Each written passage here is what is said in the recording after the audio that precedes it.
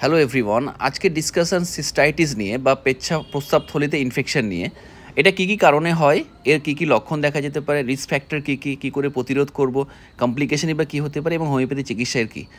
আমি doctor MD S Azam, BHMS honours, homeopathy physician, medical officer কালেচুক 3RH। আমি এটা নিয়ে ডিটেলস আজকে আলোচনা করেছি। আপনারা পুরো ভিডিওটা দেখুন, আশা করছি আপনাদের ভালো লাগবে। গুড ইভিনিং এভরিওয়ান, আমি ডক্টর এমডি এস আজম। প্রস্রাব জ্বালা নিয়ে আমাদের কাছে প্রচুর বাচ্চা হোক কিংবা মেয়ে পেশেন্ট হোক কিংবা ছেলে পেশেন্ট হোক আমাদের কাছে দেখাতে আসে। তো এর অনেক কারণ থাকে, তার মধ্যে একটা ইম্পর্টেন্ট কারণ হচ্ছে সিস্টাইটিস, যেটা ইউরিনারি ব্লাডার, আমাদের যে পেচ্ছাপ থলিটা সেটাতে ইনফেকশন হয়ে যায়। তো অনেক কারণ থাকে এর পেছনে, এর কজেশন প্রচুর থাকে। তার সাথে আমরা আজকে জানবো যে এর কারণটা কি, এর সিমটম কি কি হতে পারে, আমরা রিস্ক ফ্যাক্টর কি কি হতে পারে, ট্রিগার কি কি ফ্যাক্টর ট্রিগার হতে পারে, how to prevent it, complication কি, এবং অবশ্যই লাস্টলি যে আমরা ট্রিটমেন্টটা কি হবে। তো আমরা সিস্টাইটিসটা কি, সিস্টাইটিস হচ্ছে একটা ইনফ্লামেশন অফ ব্লাডার। এটা একটা পেন থাকে, একটা লোয়ার অ্যাবডোমেন পেন, তার সঙ্গে বার্নিং, ইউরিনেশন এবং ফ্রিকোয়েন্সি অফ ইউরিনেশন, বারে বারে ইউরিন যাওয়ার ইচ্ছা করে। মাল্টিপল কজেস রিলেটেড টু এই প্রবলেমের জন্য আছে। মোস্ট যেটা ইম্পর্টেন্ট হচ্ছে ব্যাকটেরিয়াল ইনফেকশন, সব থেকে বেশি ইম্পর্টেন্ট, স্পেশালি ইকোলাই প্রবলেমের জন্য সব থেকে বেশি প্রবলেমটা হয়। কি কি কারণ আর ফ্যাক্টর কি কি আছে রিস্ক এই প্রবলেমের জন্য?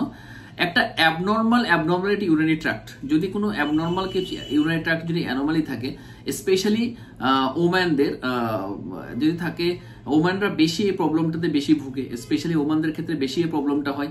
তো যদি অ্যাবনর্মাল কিছু যদি ট্র্যাক্টটা হয় তাহলে এই প্রবলেমটা হওয়ার চান্সটা বেশি থাকে। যেমন একটা ইউরেথ্রা হয়তো কিছু শর্টার আছে বা ক্লোজার টু অ্যানাস, তো আমাদের পায়খানার দ্বারে প্রচুর ব্যাকটেরিয়া থাকে, ওখান থেকে ইনফেকশন হওয়ার চান্সটা বেশি হয়।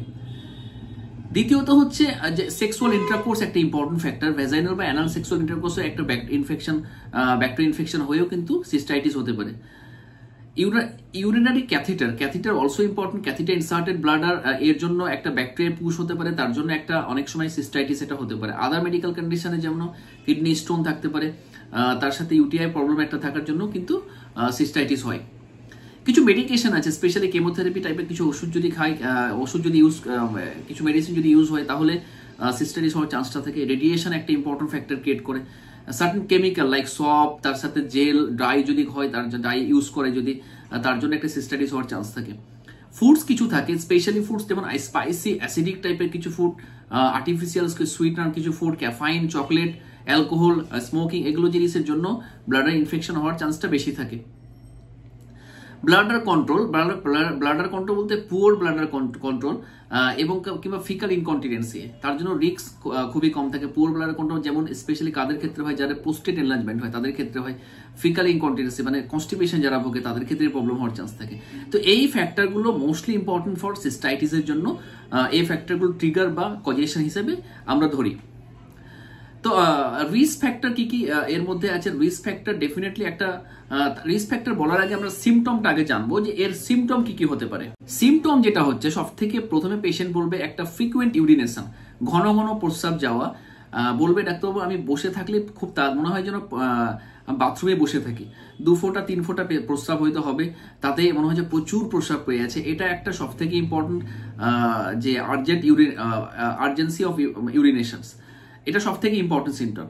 নেক্সট, পেন বা বার্নিং একটা ইউরিনেশন হতে পারে, ডিউ টু ইনফেকশনের জন্য একটা ডিসকমফর্ট ফিল হতে পারে, তার জন্য একটা বার্নিং হতে পারে কিংবা পেন হতে পারে। লোয়ার অ্যাবডোমেন একটা পেন হতে পারে। ইউরিনের কালারটা চেঞ্জ হতে পারে, ডার্ক কালার কিংবা একটা ফাউল স্মেলিং হতে পারে একটা। তার সাথে অ্যাসোসিয়েটেড যে প্রবলেমটা থাকে, ফিভার একটা থাকবে, একটা চিল বা রাইগার থাকতে পারে, ভমিটিং একটা থাকতে পারে, লোয়ার অ্যাবডোমেন একটা পেন থাকতে পারে, তার সাথে উইকনেস, অ্যাংজাইটি, একটা আনইজি ফিল, ইরিটেবিলিটি, এই প্রবলেমগুলো কিন্তু বেসিক্যালি দেখা যায়। ডায়াগনোসিস কি কি করবো আমরা? ডায়াগনোসিসের মধ্যে যেটা আছে যে প্রথমত হচ্ছে একটা আমরা ইউরিন আরই করবো, রুটিন এক্সামিনেশন ইউরিন করলে কিন্তু অনেকটাই আমরা বুঝতে পারবো যে এর মধ্যে কিছু ইনফেকশন হচ্ছে নাকি, পার্সেল কিছু আছে নাকি, আর কিছু ইনফেকশন কিছু আছে নাকি, ওটা জানা যাবে অনেকটা বেশি আছে নাকি। দ্বিতীয় হচ্ছে যদি আরো যদি কনফার্ম হতে ইউরিনারি কালচার আমি করতে পারি যে কি ব্যাকটেরিয়া গ্রো করছে, 48 আওয়ার্স পরে আমাকে রিপোর্ট দেবে কি ব্যাকটেরিয়া গ্রো করছে, সেই হিসাবে কিন্তু মেডিসিন আমাদের দিলে অনেকটা রেসপন্স হবে।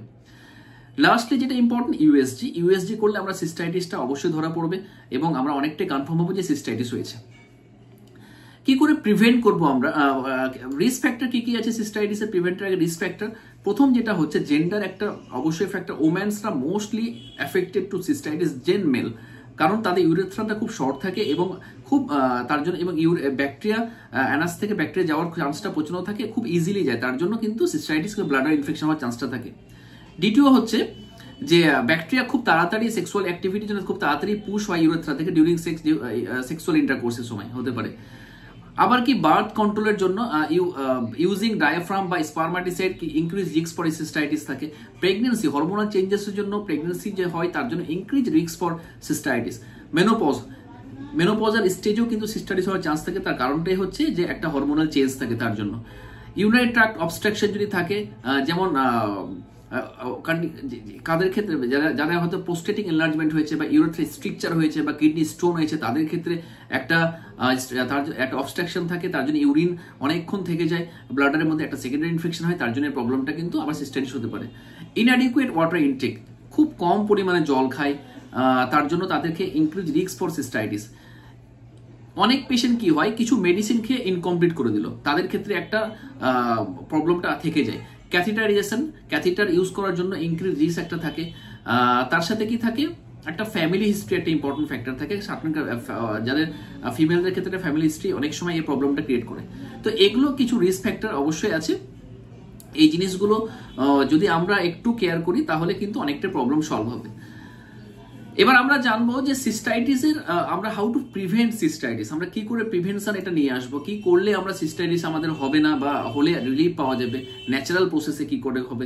প্রথম হচ্ছে ড্রিঙ্ক ফ্লুইড, আমরা অনেক পরিমাণ জল খেতে হবে এবং অবশ্যই এটা হার্মফুল ব্যাকটেরিয়াটা পুশ করতে ইউরেথ্রা দিয়ে কিংবা বার করতে হেল্প হবে। এবং প্রিভেন্ট ব্লাডার ড্রাইনেস, ব্লাডারকে যেন ড্রাই না আমরা করতে দিই, তাহলে কিন্তু প্রবলেম হবে। কিন্তু একটা গুড হাইজিন মেনটেন করার আমাদের অভ্যস্ত করতে হবে, যেমন স্পেশালি টয়লেট করার পর আমি একটা জল দিয়ে ভালো করে ধোবো, স্পেশালি জেনিটালিয়া এবং ইউরিনারি ট্র্যাক্ট পুরো ভালো করে ধোবো, যদি একটা সপ দিয়েও হতে পারে বা টয়লেট কিছু পেপার দিয়েও হতে পারে। নেক্সট, ওয়্যার কটন আন্ডারওয়্যার, যদি আমরা এরকম কটন অ্যাবজর্ব ময়েশ্চার, অনেকজনের ক্ষেত্রে ইউরিন অটোমেটিক্যালি চলে আসে, কন্ট্রোল করতে পারি না, বাইরে ক্লাস, তার মধ্যে হয়তো আমরা আন্ডারওয়্যারে কিছু কটন ইউজ করতে পারি বা কিছু আমরা ডায়াপার ইউজ করতে পারি, তাহলে কিন্তু অনেকটাই প্রবলেম সলভ হবে।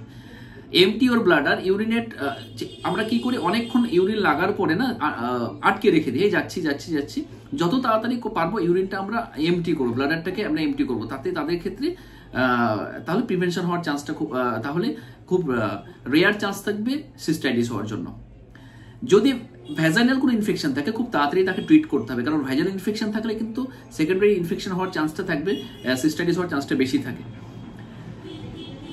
এবার অ্যাভয়েড বাথ কন্ট্রোল আমরা অবশ্যই সার্টেন স্পেশাল কিছু বাথ কন্ট্রোল অ্যাভয়েড করি, যেমন স্পারমাটিসাইড, ডায়াফ্রাম, এগুলো আমরা ইনক্রিজ থাকে, এগুলো আমরা অ্যাভয়েড করবো। এই জিনিসগুলো আমরা প্রোবায়োটিক একটা ইউজ করতে পারি, probiotic also important for against infection, আমরা এটা ইউজ করতে পারি। তো এগুলো ফ্যাক্টর যদি আমি মানি তাহলে অবশ্যই সিস্টাইটিস থেকে প্রিভেন্ট করা যাবে। কমপ্লিকেশন কি কি আসতে পারে সিস্টাইটিস যদি আমরা সঠিকভাবে ট্রিটমেন্ট না করি, তো কিছু কমপ্লিকেশন আসে। প্রথম যেটা কমপ্লিকেশন, একটা কিডনি ইনফেকশন হয় আনট্রিটেড সিস্টাইটিসের জন্য, এটা স্প্রেড করে কিডনিতে, তার জন্য কিডনি ইনফেকশন হয়। পাইলোনেফ্রাইটিস হতে পারে, পাইলোনেফ্রাইটিস বলতে পুজ পাস ফরমেশন হয়, তার জন্য ফিভার, চিল, একটা ব্যথা থাকবে, লোয়ার সাইডে একটা পেন থাকবে। এবং কিডনি ইনফেকশনের জন্য কি হয়, লং টার্ম যদি থাকে তাহলে পার্মানেন্টলি কিডনি ড্যামেজ হতে পারে, ক্রনিক রেনাল ফেলিওর হতে পারে। আরেকটা কি হতে পারে, ক্রনিক প্রোস্টাইটিস হতে পারে, এটা লং টার্ম ধরে থাকলে প্রোস্টেটে ইনফেকশন অনেক দিন যাবত থাকবে, এটা ক্রনিক হিসেবে থাকবে। একটা পারসিস্টেন্ট ইউরিনারি ট্র্যাক্ট ইনফেকশন থেকেই যাবে ননস্টপ, পেশেন্ট আমাদেরকে ম্যাক্সিমাম টাইম পেছাব, অল্প জল খেলে এত পেছাব জ্বালা করছে, এই প্রবলেমটা থাকে। তারপরে lower quality of life, frequent urination, pain, interfere daily activity, work, তার সাথে সোশ্যাল অ্যাক্টিভিটিতে খুব প্রবলেম হয়, বাইরে যেতে খুব সমস্যা হয়, এটা প্রবলেম হয়। সেক্সুয়াল ইন্টারকোর্স করতে খুব প্রবলেম হবে। ফ্রিকুয়েন্ট ইউরিনেশন এবং পেন স্ট্রেনের জন্য কিন্তু রিলেশনশিপ এবং সেক্সুয়াল ইন্টারকোর্সে একটু অসুবিধা হয় এবং তার জন্য ফিমেল পার্টনাররা মোর পেনফুল ফিল করে। ইমোশনাল ট্রাবল একটা থাকতে পারে, ক্রনিক পেন এবং ইন্টারাপ্টের জন্য স্লিপ ডিসঅর্ডার একটা থাকতে পারে এবং তার জন্য stress, depression, loss of sleep, এই প্রবলেমগুলো কিন্তু আসতে পারে। তো এই ফ্যাক্টরগুলো কিন্তু কমপ্লিকেশন হতে পারে আর কি। এবার আমরা জানবো যে এর ট্রিটমেন্টটা কি। Treatment is very important.